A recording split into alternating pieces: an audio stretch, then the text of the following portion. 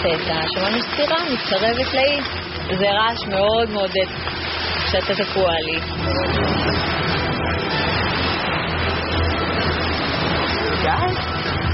גיא ילד. רגע, התחלנו לסדר שם. בוקר טוב חברים. בוקר טוב, גיא! אף פעם לא שמחת כל יום, גיא. איזה קבלת פנים אני מקבל. וואו. חברים, אתם שלושת השורדים האחרונים. אני חושב ששווה להרים על זה כוסית. גיא, אצלנו על האי, זה עוד לא קרה אף פעם. אתה ממש מרגיש את הסוף. הייתה תחושה של חגיגה. ואתה הרגשת קצת שהולך להיות משהו טוב.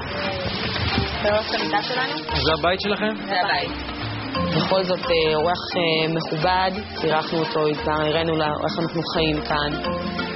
הבאנו את הארגז, שמנו את הדגל, על זה הנחנו את המגש עם התפוזים, ופתחנו בשיחה. נעמה, מרינה, דן, אני יודע שאתם מאוד נרגשים לקראת קו הסיום של המשחק. אתם שלושת השורדים האחרונים. באמת, מגיע לכם, כי כל אחד מכם ראוי להיות השורד האחרון. חיי, השורדים האחרונים.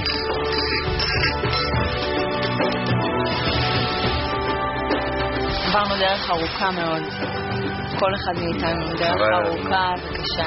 וסיפוק להגיע על שלושה האחרונים. זה ממש ניצחון עבורנו. מאוד, מאוד, מאוד. אנחנו גאים אחד בשני, ואנחנו גאים לאן שהגענו, ואנחנו שמחים מאוד שזה שתינו כאן ככה. ככה מהירים אנשים בבוקר. ככה מהירים אנשים שמתוך 20 הם נשארו 3. ועל זה אמרתי לכם, כל הכבוד. אנחנו מהיום הראשון השלושה האלה ביחד, זה משהו שהוא לא מובן מאליו.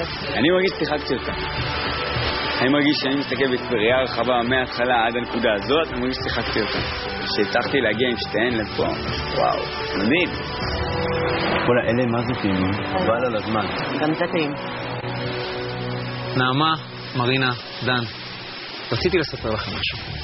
מאז תחילת המשחק, יש דבר אחד שלא ידעתם עליו. פתאום, מתח באוויר, כי הרגשנו שאנחנו הולך לקרות פה משהו. מה לא ידענו? על מה הוא מדבר? כל חבר שבט שהודח לא באמת יצא מהמשחק, אלא הוא הפליג למקום שלא ידעתם על קיומו. למקום הזה קוראים אי המתים. וואו. היינו בהלם. היינו פשוט בהלם. אני בשוק. לא היה לנו מושג שיש שלב הבא, יש את המודח. לא תיארתי לעצמי שיש דבר כזה. הייתי בטוחה שמי שמודח, מודח וזהו. ופתאום אני שומעת על אי המתים, זה היה הלם מוחלט. באי הזה המודח שרד 3 ימים עד שהגיע המודח הבא מהמשחק. השניים התמודדו עם משימת דו-קרב שקבעה מי מהם יישאר על האי 3 ימים נוספים ומי ילך הביתה. וכך, אחרי כל מועצת שבט, מודח ועוד מודח. יש עוד משחק, כאילו, יש משהו במקביל שאנחנו בכלל לא ידענו עליו. היינו בטוחים שאנחנו מדיחים פה אנשים. זהו, נגמר. לאי הזה הייתה רק מטרה אחת.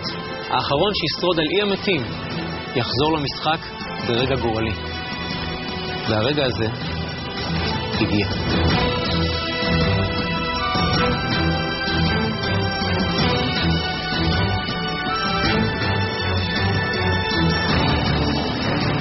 המתמודד האחרון ששרד על אי המתים חוזר למשחק עכשיו.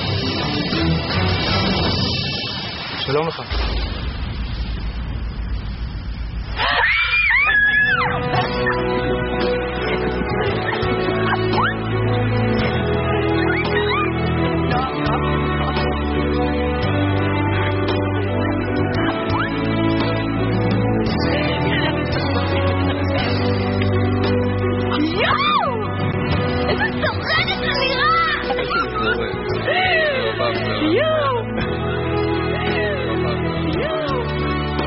זה בערך כמו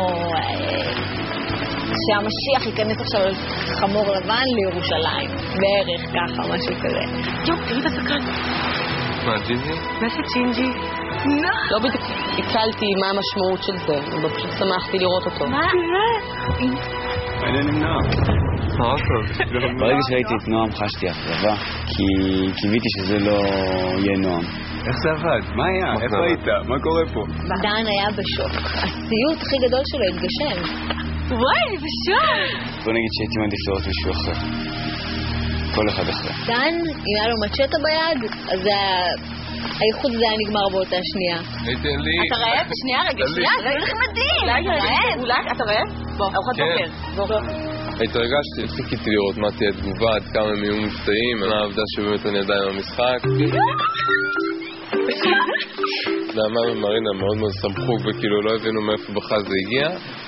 ודן ראיתי שהוא קצת יותר בשוק ממה שהיה, פחות שמח.